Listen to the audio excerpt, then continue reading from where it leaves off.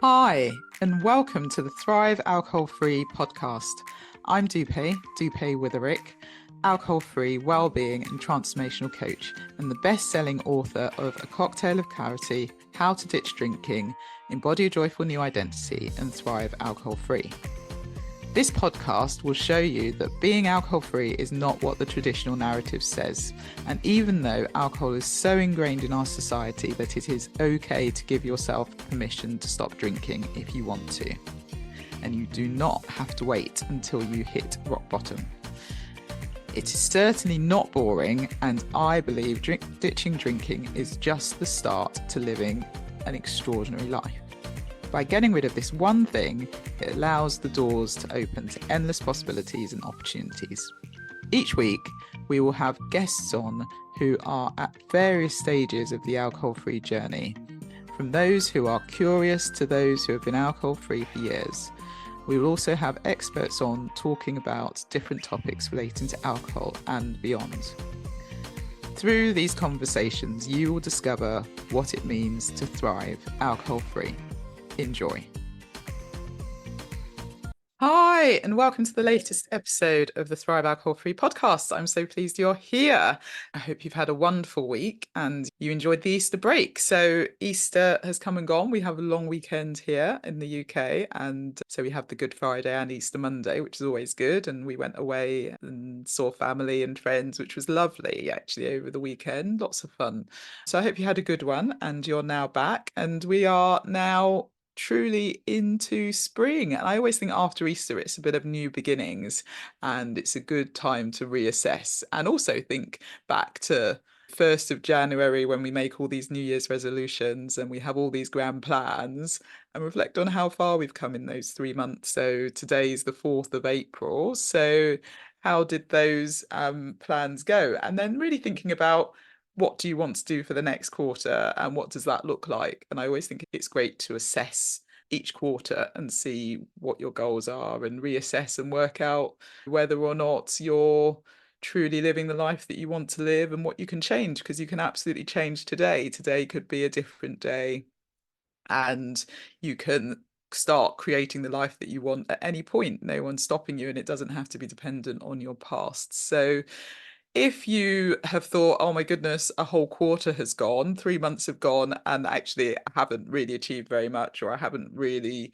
done what I said I was going to do as of the 1st of January, well, there's no time like the present. So go after it and you can achieve it. And if you'd like some help through coaching, then absolutely get in touch with me and I can help you through to really think about what it is you want. And if that involves ditching drinking, obviously I can help you with that. But if you have already ditched the drink and you're looking for transformational coaching and how to step into your full self now that you're alcohol free, then feel free to get in touch. So today I have Sarah Williamson on and I am really excited that she's on. Sarah is a coach, a mentor, a trainer, an expert speaker, a writer, a podcaster, best-selling author and founder of Drink Less, Live Better. She's spent the last 14 years coaching and mentoring people who've struggled with anxiety, stress, and other mental health challenges. She works with individuals and groups to identify thinking patterns and address the associated feelings and emotions. And she prides herself on being an underachieving perfectionist. So we have a really great conversation, and she's also very open as well and shares quite vulnerably. So I'm excited for this conversation and I do hope you enjoy it. Okay, so without further ado, here is the conversation with Sarah. So welcome, Sarah. Thank you so much for being on the podcast. How are you? I'm fine, thank you. It's lovely to see you today. Yeah, it's good to see you again as well. So for the listener, if they don't know you, tell us a bit about yourself. What brings you here today? I'm Sarah Williamson and my business is Drink Less, Live Better. I decided that I was going to do a little life experiment and cut alcohol out of my life for 1 year, nearly 5 years ago. So I'm either not very good at counting or it went better than expected. I think it's the latter. I had quite a long run up into thinking about doing that experiment. I've got a really clear date in my mind. And in fact, I've got a train ticket from that date. It was the 17th of June 2017 that I knew I wanted something to be different about my relationship with alcohol. But it actually took me 2.5 years after that to get to my starting point and decide to actually really do the thing that I had been thinking about doing for quite some time. I am so surprised to find myself in spaces like this, having conversations about sobriety, living alcohol free, what it means to live a life that alcohol just plays very little or no part in. This life is unimaginable to me. I suppose 10 years ago, if you'd have said to me, what are you imagining for your future? It would not be this by any stretch of the imagination. And I suppose one of the most shocking things for me is finding myself enjoying, thriving, thinking that this life is so fabulous. And I'm so glad and so grateful for it. That's so fab, isn't it? It's so funny you say that because the 10-year ago you just wouldn't have expected it. And I absolutely resonate with that. I think the 5-year ago me just wouldn't have thought I would be in this space either. So I absolutely get that. Okay, so maybe we start with some positives. So what is it that's so amazing about being alcohol free and why you've not looked back after your 1-year experiment? Funnily enough, I did actually falter in my 1-year experiment the most coming up towards the end of it. So I'd had various, as obviously now I recognise is so common and so obvious, various points in that 1 year that were difficult or that were uncomfortable or that I needed different resources for. But my biggest wobble was actually probably around 11 months and 2 weeks, where I suddenly recognised that I was going to do the thing that I said I was going to do.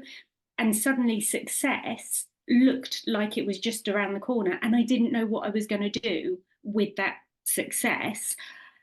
And I felt like I really needed to establish a new ambition or a new goal or a new intention, because I had assumed at the beginning of my experiment I would do a year alcohol free and then I wouldn't have any kind of issue, I say in inverted commas, with alcohol. I'd have proved to myself and I'd have proved to everyone else around me that there was nothing to see here.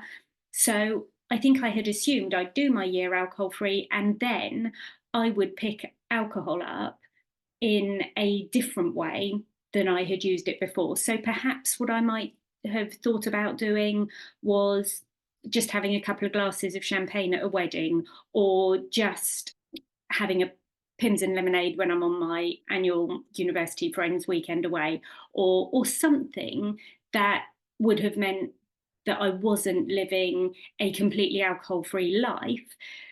At that 11 months and 2 weeks point, I had to question what had really been good about the last 11 months. And did I actually like that so much that I was going to move forward with it? And I have never been the kind of person in sobriety who has said, I am never drinking again, because that was a lie that I told myself so many different times when I was drinking. And with every hideous hangover, woke up, said, that's it, never again. And of course, every single time that was a lie. And of course, I was drinking again. So in sobriety, I haven't used that as a line because I think my brain might think that that is a trick and know that it isn't true. So at that 11 months and 2 week period, I kind of thought to myself, okay, what feels good after a 12-month goal? And I can't remember actually now, looking back, I can't remember whether I said my next aim was going to be 18 months or whether I said to myself it was going to be 500 days.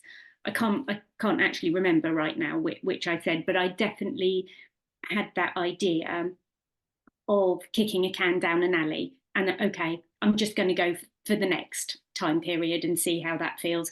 I can always reassess anything in my life, something amazing that I'm doing, reassess, recreate, something that's not going quite according to plan, reassess that as well, change direction.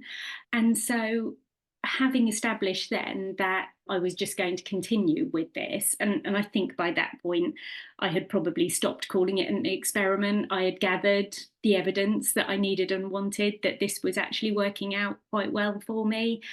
The positives definitely came at different points. So I know it's really easy in this space for us to throw around those benefits that we can point to perhaps more quickly than others, that perhaps the physical stuff where we say things like, oh yeah, your sleep really improves really quickly, your skin condition clears up, your hair suddenly becomes much glossier, or your skin is less dried out because you're less dehydrated. All of these kind of physical things may or may not come early on. And then I think for me, the real benefits actually were around the emotional benefits. So I was really recognizing that underlying brain fog that I had on a really regular basis, that low level creeping anxiety, some of the thoughts that I was having about how particular situations in my life were playing out, some of that stuff began to get easier and easier. And I think prior to doing my alcohol-free experiment, I was wanting to point or maybe even blame different things for what was going on in my life, and actually accepting sole responsibility and taking something out of my life to see what difference it made was incredibly positive for me. I had been one of those people who, up until that point, well, and at various other points, had been adding stuff into my life. I'd become much more interested in nutrition before I decided to do my alcohol-free experiment. Through 2018, I'd followed a nutritionist and worked with a nutritionist online and got some amazing advice and experiences through doing that. I was drinking the green smoothies, taking the supplements, doing the yoga, going for a run, practicing some mindfulness. All of this stuff added in took up more and more time, energy, money. And actually, the massive game changer was taking one thing out that didn't cost. Yeah. Once I'd taken it out, didn't cost time, money, and energy. And removing alcohol, I just wish I'd done that as a first stop instead of a final destination. So yeah, the positives, they came at different times for different reasons, and I think different positives keep coming. I would still tell you at this point, different things are becoming positives as we go along. Making that decision for sobriety is not a one and done after the first year. I think you think, okay, in that first year, I'm going to do all of those things, which will then make the second year easier because I've done every birthday, I've done a wedding, I've done a funeral, I've done a Christmas works do. Actually, the second year brings a whole different level of other stuff, and the third year a different level. Or certainly that has been my experience, and one that I often see around me. Yeah, it's so interesting. I think people tend to say it gets better and better though. Every year is slightly better. So to your point, it's different. Something else happens. But I also think that first year, because it is also new, it's like this amazing, your eyes are open, you're really you're really excited about everything. And then maybe when you get to the third or fourth year, you don't appreciate that you are still changing and growing and still things are still happening, but you're taking it for granted a little bit. I don't know how you found that.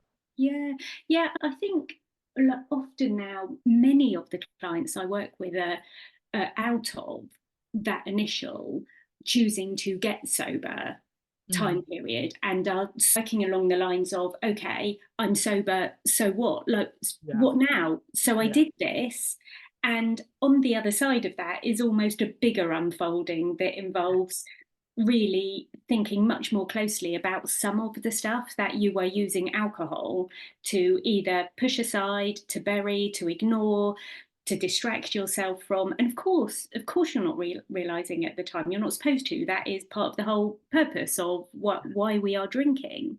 Mm. And that different, not better thing is what I am, I suppose, currently thinking about more than ever, because life will always be a little bit lifey. There'll always Yeah. be something unexpected that is happening, and there will always be something that the old part of me might have had a drink to cope with, something that actually might only ever crop up in your life once or twice, or Mm. and the different is about exploring your new way of being, of who you are becoming, recognizing that you were somebody slightly different previously. Yeah. Yeah, and I love that, and that's the reason I called my company Thrive Alcohol Free. The alcohol free bit is the tiny part for me. The thriving is the part that's really important. And so, ditching alcohol and doing that, yes, it's tricky and it can be tough for people, and it's not necessarily easy, but it's the what next. Once you've done that, and to your point, it's the kickstart for everything else. It's that domino habit that's going to help with everything else. And so it's then, what is it that I do? How do I manage my emotions? What are my values now? Where do I see myself in the next 6 months, 9 months, a year? What does that mean based on where I am now? And who am I? And really understanding all of that and working through that is a massive, massive piece. And then, of course, what healthy habits do I put in place of drinking to cope with those scenarios that you talk about, and the fact that you're doing it on an ongoing basis, you're practicing self-care, you've got these habits in place. It does mean that when shit hits the fan, you can deal with it, hopefully, because you have those tools. So I love it that you talked about that. So I'm intrigued with the 1 year experiment. What would you say you did differently, or what was it that helped you at least get through the first 3 to 6 months? Do you remember? Mm. Yeah, I definitely spent a chunk of time educating myself, Mm. and I wasn't on social media before 2019, and I think I had this view that maybe I was a bit special, maybe I was struggling through this thing entirely by myself and no one else was experiencing any of the stuff I was, because I wasn't looking for Yeah. my people. I wasn't looking for my tribe. I didn't know there was a genre of books called Quitlit. I didn't know there were podcasts. I didn't know there were communities of hundreds of thousands of people all Mm. doing exactly this. Mm. So, really digging into that helped me very much in the early days.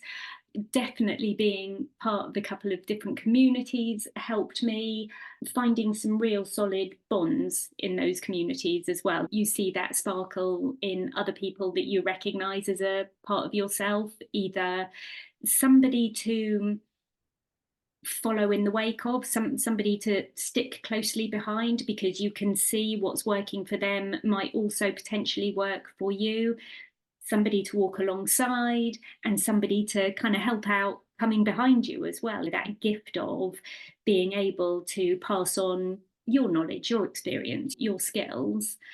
And the other thing that massively helped me was, up until that point, I'd worked the previous 12 years in youth justice in local government. And a big part of the role that I did was talking to young people about their substance use and misuse. Mm. I've got a long history of coaching and mentoring professionally. Mm. And I suddenly recognized that a lot of what I was saying to young people might actually help myself. And I think I'd kind of almost disassociated how I Yeah. was using alcohol Mm. with the young people that I was working with. Their substance of choice might or might not have been different to mine, but actually, so much of all of that field of my work, so it felt a bit as if a veil lifted, and I suddenly saw the very real situation that I was in reflected back to me. And so it brought a whole new nuance to the work that I was doing professionally. Mm. And it really helped me to direct a lot of what I had been putting out into the world externally, internally, and to use that stuff myself. Mm. Yeah, it's interesting, isn't it? Because you would think that if you're in that world, Mm, you'd be more conscious of it. But yeah. it's I think it's similar to the healthcare profession, because a lot of doctors and nurses and doctors especially don't GPs don't ask you or really question how much you're drinking before they prescribe you with various things, and don't seem to correlate the difference, and they drink quite a bit as well. I don't know if you're my GP friends anyway, and they'll say that it's only if you're drinking like a bottle of vodka a day that you've got a problem. It's really interesting that you just Really don't see interesting. it. Yeah, yeah, absolutely. A couple of my clients, I've got counsellors and therapists Mm, as clients, mm, and healthcare professionals, mm, and it's almost that realization of mm, you maybe even been compounding a problem and supporting people mistakenly from carrying on exactly as they were, or potentially even getting worse, because you're justifying mm, your behavior. You don't want to ever think, one of my things with young people coming to now is the idea that I would talk to my young people about drugs and alcohol. mm, And I would now question why I was ever separating out the two. yeah. Why weren't my conversations just about substance use and Mm, misuse? Well, the mm, answer to that is because one of them is for sale on the supermarket shelf. mm, And because you can buy alcohol, what, it's so much better for mm, you. I'm not suggesting that alcohol would ever be banned tomorrow, but actually, I think we do ourselves a disservice by not calling it what it is. mm, And that is one of the things that keeps so many people very stuck. And particularly if you're going to have guidelines for safe drinking and to tell people that it's fine to drink 14 units per week, by the time I stopped drinking, I was drinking well less than 14 units a week. I'd had mm, a long period of really successfully moderating my drinking, mm, which I know not everybody necessarily says that moderation is a good thing. But looking back, and I didn't have the language for this at the time, but I would now tell you I was in a process of harm reduction and I was mm, cutting down and cutting down. And I did know that I was going to get to the point where I was going to stop drinking. mm, But in that final run up to the start of my year of sobriety, if I had said to somebody, "Oh yeah, yeah, what I'm drinking at the moment is two G and Ts on a Thursday night," mm, or if I go out with my girlfriends, I drink 2 glasses of wine. No, mm. nobody would have told me that I had any kind of problem. Yeah. There would have been nothing to see here. What's she worried about? Why Mm, is she saying she has to stop drinking when on a wild night out with the girls, she's drinking 2 glasses of wine? And that is a problem, I think, the mm. how we perceive what people drink and the effect that it has on them. Yeah, it's so true. And I talk about this all the time because I think people assume you have to be drinking a huge amount to take a break or to stop. And it's absolutely a spectrum.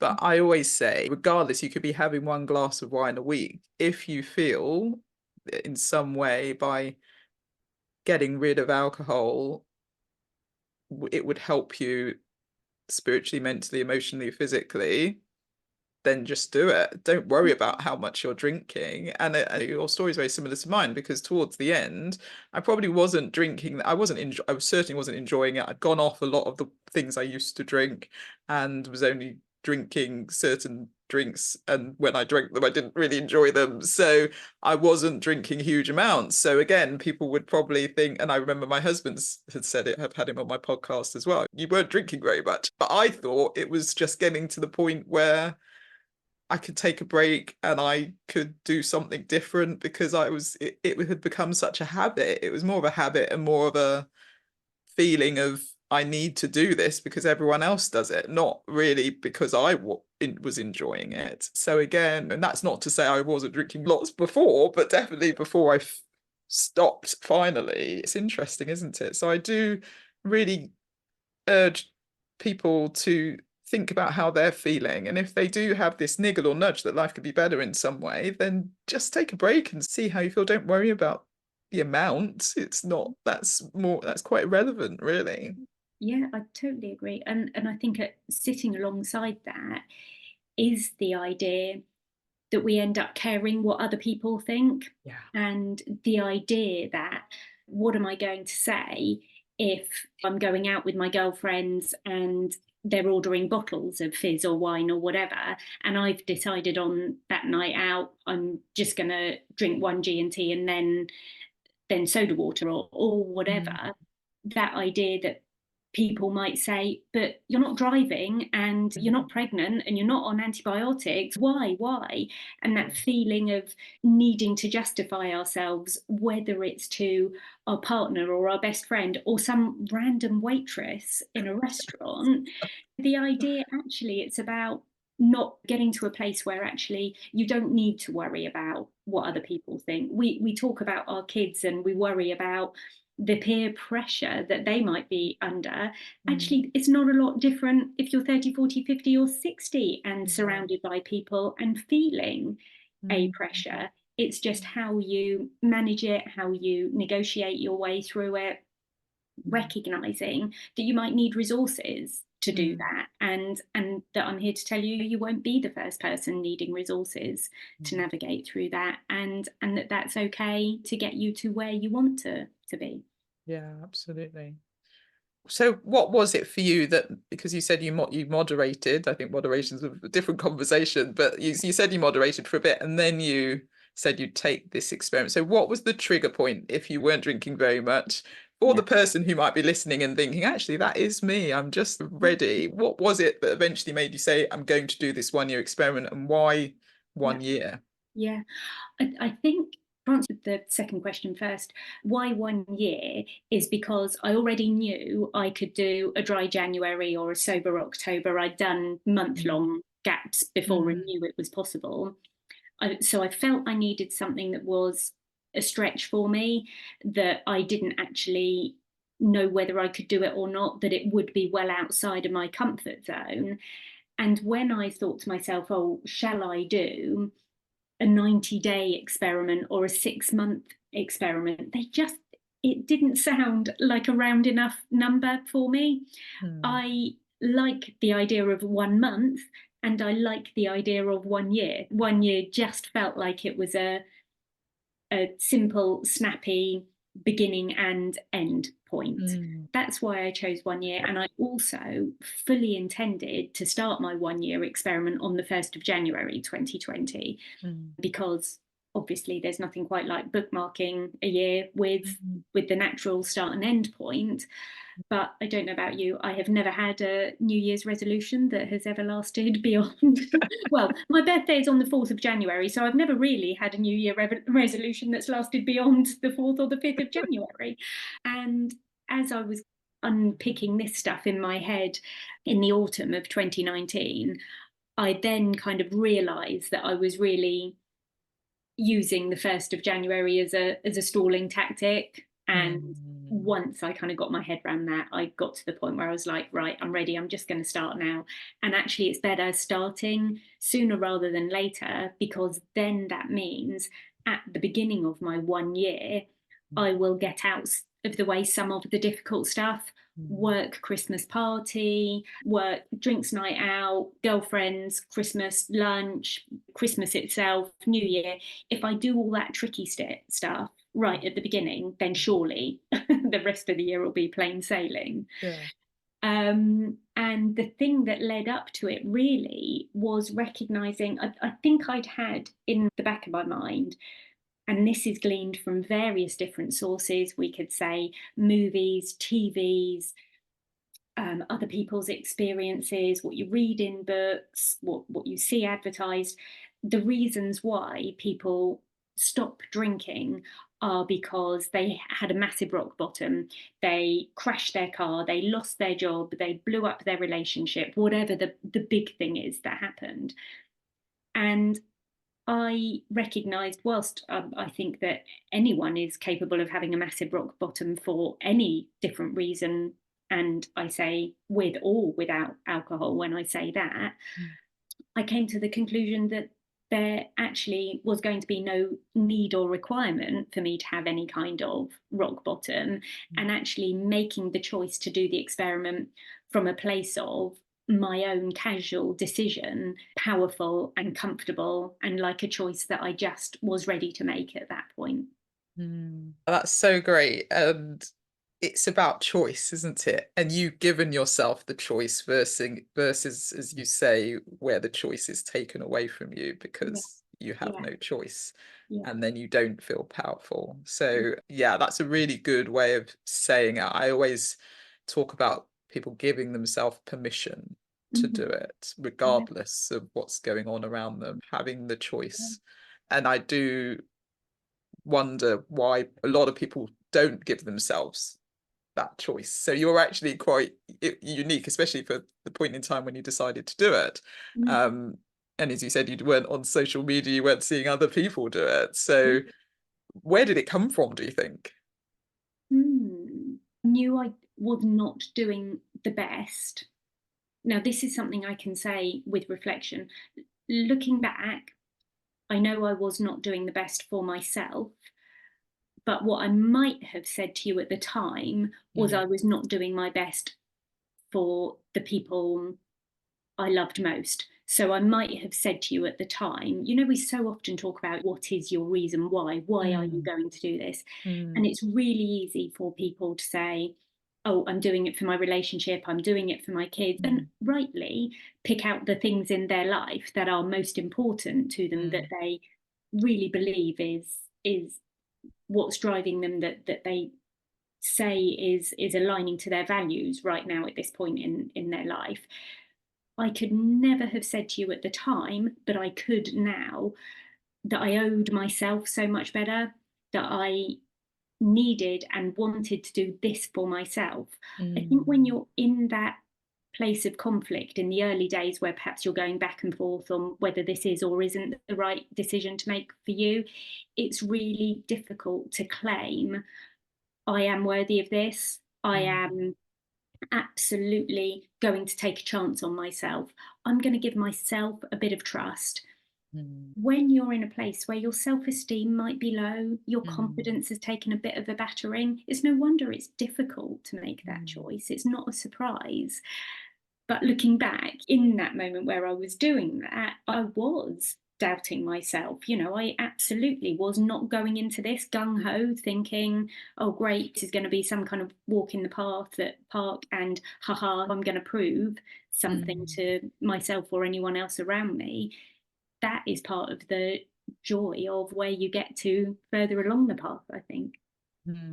Yeah, and I've been reading and listening to a lot of things about worthiness and self-esteem recently, and I think it is amazing that I think the statistic that I read recently was 80% of women don't feel worthy in some way, and 91% of girls and women don't love their bodies, and they're quite stark Mm, metrics. And I wonder if alcohol also knocks that out of you and you don't realize if you've been drinking for a long time. We know that alcohol exacerbates anxiety, stress, depression, but it doesn't allow you to be you mhm, completely. And it does take a lot more than it gives, especially you drink more and you go through the process and you become more addicted to it as it's an addictive substance. But that whole piece about the reason, what's the reason, mm, and you reflecting back and saying mm, you can now see it was actually for you to show that it was something you wanted to do to be better for you, yeah, but you couldn't see that at the time. And then I think a lot of women struggle to give themselves permission to do things for them and to feel worthy of yeah, things. yeah, And it's how do we change that perception for people? yeah, yeah. And I think that whole idea that we're sold, and don't get me wrong, this sometimes might make me sound like I'm not very jolly. I am very jolly, and I love standing in a card shop and laughing raucously at the birthday cards that are for sale. But that whole thing around hurrah for gin, why mummy drinks, you try and buy a 30th, 40th, 50th birthday card for a friend that hasn't got a bottle of gin, a bottle of fizz on the front. The hilarious, I meant gin, not Jim, da da da, all of that stuff. It all feeds into us thinking that alcohol is some kind of self-care, Yeah. that actually the opposite is true. How in a society that is so infused with alcohol do we push back? Well, the pushing back can only start with you. That's the only place. And I think, yes, obviously I don't spend my money on those birthday cards. And isn't it a shame that there's all those wooden signs and fridge magnets and everything along the same vein, that of course years ago my house, my key rings, everything, these were the perfect gifts for me, and they just no longer are. My first birthday, which was right on the back of me deciding to do my year's alcoholic free experiment, and I hadn't told any of my friends about it, so 99% of my birthday cards that year were in that usual vein that they always had been. So I've just recently had my 46th birthday, and this was the first birthday that only one card had something about a corkscrew on it, and all of the rest were rainbows, dogs, cups of tea, and slices of cakes. Perfect. And those are exactly who I am and what I'm all about. Yeah. But actually, those cards are generally not hilarious. They're generally not funny, or that's unfair actually. Maybe it's not to do about the humour on those cards. Maybe what I now actually feel is something much more heartfelt from my friends and family, because I now see that they are buying the card for the person that I absolutely am now, and that is a lovely thing. Yeah, that is really nice. And again, it's things you just don't think about. You just expect it, don't you? And you expect to go into a card shop and see the cocktail glasses. These are all the subliminal messages that we get every day. You know, you think about, you've mentioned sort of Christmas and New Year, you go into a supermarket, as soon as you walk in, it's just bottles of booze. And you do wonder how does that give people a choice? Because when you see it every day, you then question, well, there's something wrong with me because I'm the one that's thinking I'm not enjoying it when everyone else is obviously loving it. And it's not the case, but that's the perception that you get. And it's more of a, I'm doing something that's completely against the grain, because society says to be an adult, to be a functioning adult, to be a fun adult, you need to have a drink. And so it is hard to push back. And I know many people who for the years have been saying, oh, I'd like to drink less and I'd like to do this, and they just never change because they don't feel that they're allowed to. Exactly that. Yeah. Okay, so we talked about obviously some of the positives. What have been the challenges that any challenges you've seen over because as you said, life gets lifey. Life gets lifey. So what, and how have you managed those? One of my sons was diagnosed with type 1 diabetes about 6 years ago. That has had an enormous impact on him, obviously, but also on our family and how we operate as a family. 3 months after his diagnosis, my husband was diagnosed with multiple sclerosis. That also had a huge impact on him and on how we operate as a family. I'm always keen to talk with my clients about recognizing what we are in control of in our life and what we're not in control of, where we can have influence and where we can't have influence. And I suppose that kind of thinking got me through some of those really tricky times.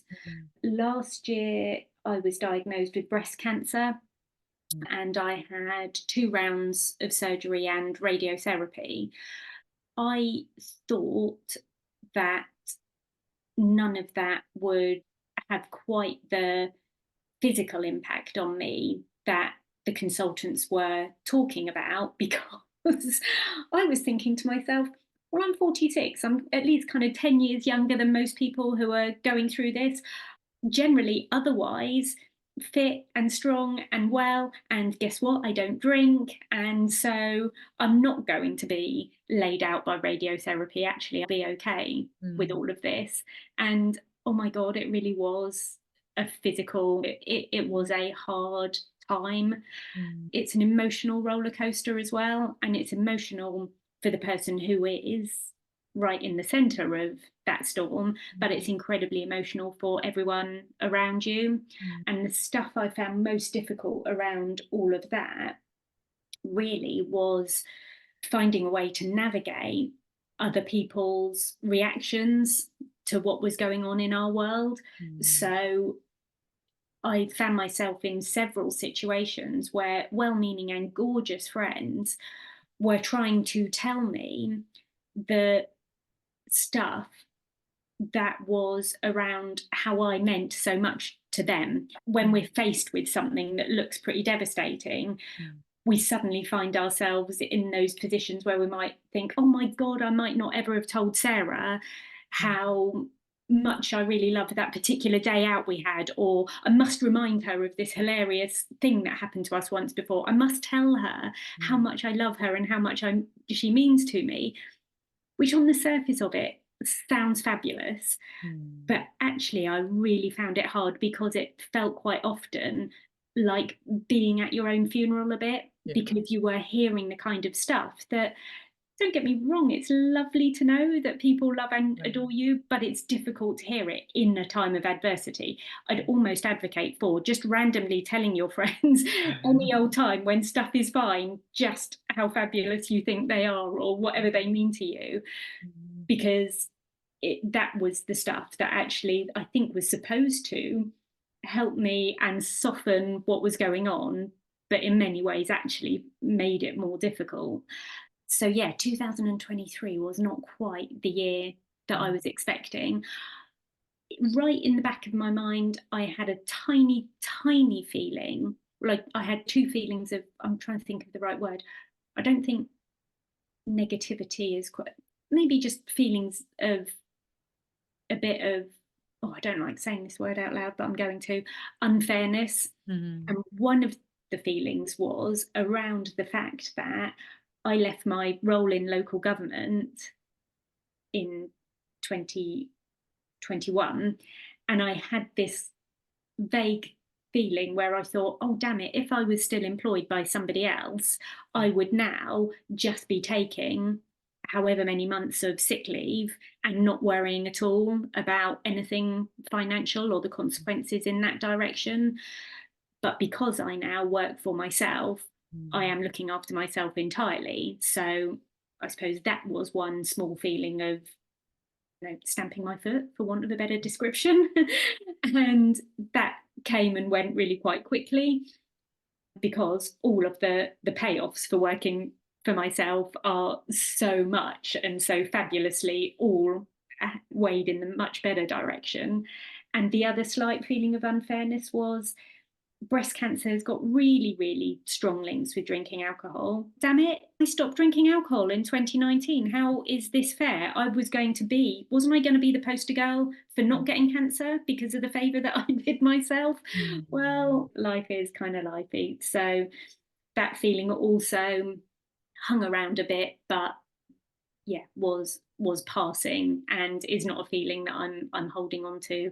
And I'm just very grateful I had a checkup in October, which showed the surgery sites looking as they would have hoped and expected them to. So that is really, really good news. And I feel great. So I get to stand on the other side of that experience at this moment in time and say, yeah, that's in the past now. That's a rear view mirror story, which is good.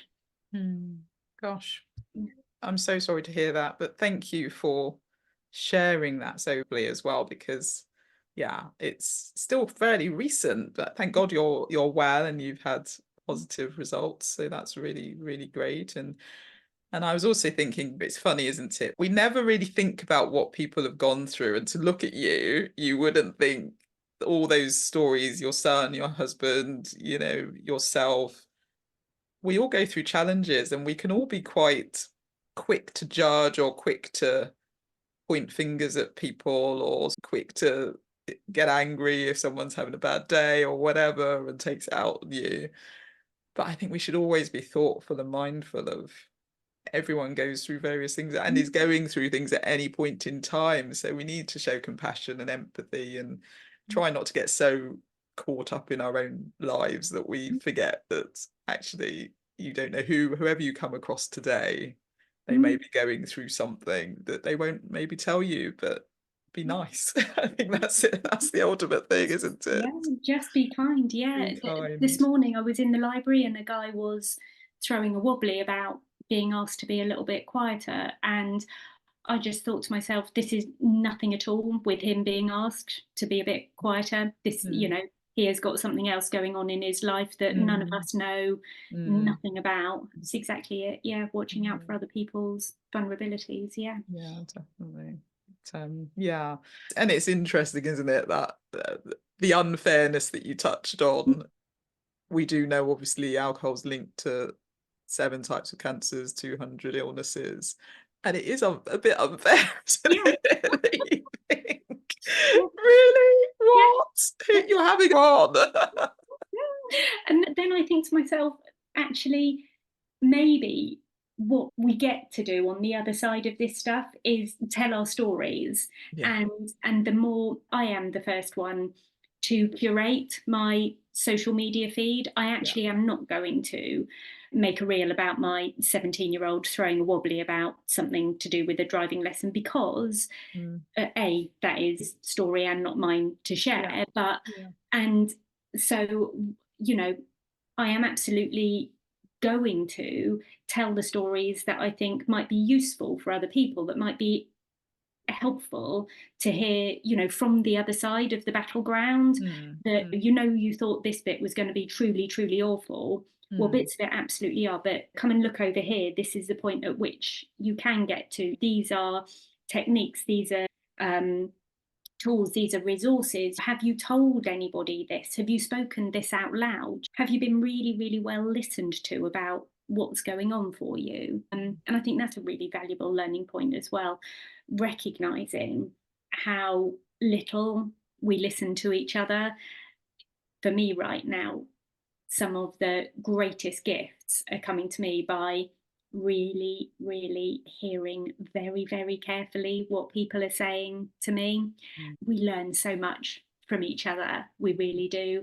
And we're helped so much by each other by having our stories reflected back to us, seen from a different perspective, and then handed back to us on a tray or in a different form of words. That is all such good stuff, and we're so lucky to be able to work in a place where this is possible for us. yeah, absolutely, absolutely, and it is so important. And I always think about the fact that really most of our communication aren't actually the words that we Mhm, say. mhm, You know, it's the tonality, it's the gestures, it's these underlying things. And actually, when you're coaching, you're looking for all those things. And with active listening, with really listening, you are taking the words in, of course, but people say things, but then mhm. the way they are gives off something completely different. And having that skill, I'm Mm. really grateful to have that skill. I know I should probably use it more with my husband, but And kids, yeah, definitely. Yeah. I love that, Yeah. and it's something that a lot of people can have and can do, but probably choose not to do, which again comes back to us being a bit self-absorbed. And even when we think about drinking and going into a bar and meeting friends and you saying I'm not having a drink, for that person to immediately say, well, why not, or what, you know, and not actually listen to the answer but then be pushing their own agenda on you, that person should really take a step back and say, why am I feeling so triggered by the fact that you're not drinking? Because Mm, really it's nothing to do with you, it's to do mm, with the other person, and it says more about them than it does about you, which is why I also say to people, you shouldn't be afraid to take a break or say you're not drinking for however long, because that's your choice. And if you're comfortable with that choice, then own it. And that's it. And other people can do whatever they want to do. But if that person took time to really listen, if you wanted to tell the story about it or why you've decided to do that, it could be a very different conversation, and it wouldn't get to that point where everyone feels awkward. Yeah. Yeah. So I'd love to hear, because in between all of that, you've also written a book. So I'd love to hear a bit about your book and what it's about and where people can get it and all that good stuff. Great, thank you. Yes, it's Drink Less, Live Better, and it is available in all of the places where you might buy a book. It's available online, and also you'll be able to order it through bookstores as well. Writing the book was something, it felt like a good storage solution, really, if I'm talking from a practical point of view. I had so many different resources that I'd been using in my coaching practice over the years that were sitting in various different files and places on my computer. And I thought, actually, oh, what I could do is make a PDF for clients, or I could make a file that's accessible for people to use, and then make the best use for themselves from these resources. And I thought, actually, I need to put some explanation around some of it. And so I had this idea of writing a book and thinking to myself, in terms of quick lit, I see that there's a lot of books written that are memoirs, and I see a lot of books written that are sciencey in nature. And I thought there weren't so many books in the place that was a crossover between the two. So my book is a little bit around my stories, my experience, difficult stuff that I've had to navigate, and also joyful stuff that I've navigated, and a lot of the resources that I use in my day-to-day work. So it was like a holding bay for all of that. I published the book in July last year. So in that year of dealing with breast cancer, I also published a book. So I think I had that thing in the back of my mind that when I was thinking, oh my God, 2023 is not turning out how I expected it to, I actually did have moments of light and shade where I was going, this radiotherapy treatment is pretty hard work. Oh, but actually, I'm on the next edit of my book. So it always felt like there was swings and roundabouts through it. So the book was published in the summer last year. And one of the loveliest things was, by the time we went on holiday, I was then receiving lots of photos and tags of people reading my book, either on their holidays or back at home, recognizing that somebody was sending me a picture of them reading the book by the pool in Turkey, or, in California by the beach, and having that feeling of, oh my goodness, I put this thing out into the world, and I hoped that some of it might be useful to someone. And look, here is the evidence. People are sending me lovely words and great pictures. So that was a real unexpected, lovely thing that happened on the back of it. Just before we went on holiday, on the day that the book was launched, I had organised to have a book launch in London and sold tickets for that, fully expecting it to really be, I don't know, my husband and a couple of friends coming along. And it was surprising and so delightful that people who I didn't know were willing to come along and celebrate that for me. There were lots of clients, past and present, who were there, people that I'd met in online communities around sobriety. And the launch was bit me speaking about why I'd written the book and how I'd come to write it, reading a bit of the book, having a Q&A, which was hosted by one of my friends, and having that opportunity to just celebrate in that moment felt so nice, in a room full of people who were all there for the same purpose. And I think it's really easy for us not to celebrate ourselves. It could just have been yep, it's out in the world, it's doing its thing now. But actually, it felt like it had a really nice marker moment. So I was so glad to do that. And I'm so glad on an ongoing basis to watch the book sales tick along, to recognise the pattern of people doing a sober October, people getting recommended the book in various online forums, to then see really great sales in January when people are doing dry January was lovely. So yeah, that it's been a massive learning curve, and one that I've really, really enjoyed. How about you? What did you do when your book was published? Yeah, it's funny actually, because I was listening to you and it sounded amazing. And I was very much, I put it out there and then sort of went, oh my goodness, it's out there. And I think it felt surreal to me, I think, being out. And I wasn't sure how people would take it. And I probably put too much weight in that at the time. So I saw it out there and said it's out. And it did end up being #1 in a couple of its categories for the US and then #2 in the UK. And that was great on Amazon categories. And it came out the day before my birthday. But I feel like I didn't celebrate it as much as I could have done because I think it just felt a little bit surreal. But as the years gone on, similarly to you, I've realized how amazing it is that I did that. And the feedback that I get from it has been really cool. And people have said, oh, I give this to friends, or coaches have said I give this to my clients all the time. And again, similarly to you, there was no sort of rock bottom moment. So I wanted it to appeal to sort of the everyday drinker, and also wanted to give them tools. So my book has questions and actions at the end of each chapter, and I have tools and tips weaved along the way as well.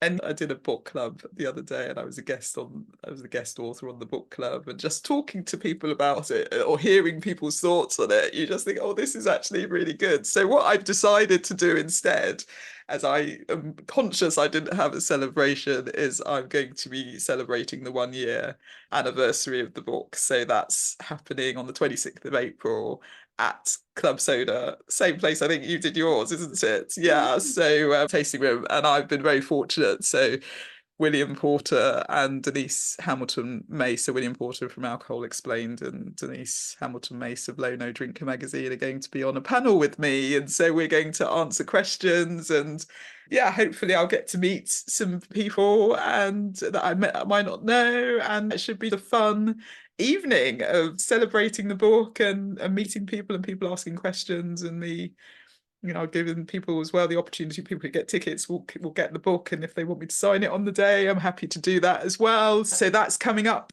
in about a month, and I'm also going to do a special podcast episode on it, and I've got one of my friends who's going to be interviewing me for that. So I feel like I didn't quite do what you did, but I'm really pleased that I've decided for the 1 year that I'll make the most of actually acknowledging it. So yeah. Oh, that's great. Congratulations. Yeah, Fab. That would be lovely. yeah. And the other reason was I did the marathon the week before. So I did the London Marathon on the Sunday. The book then officially came out the following Saturday.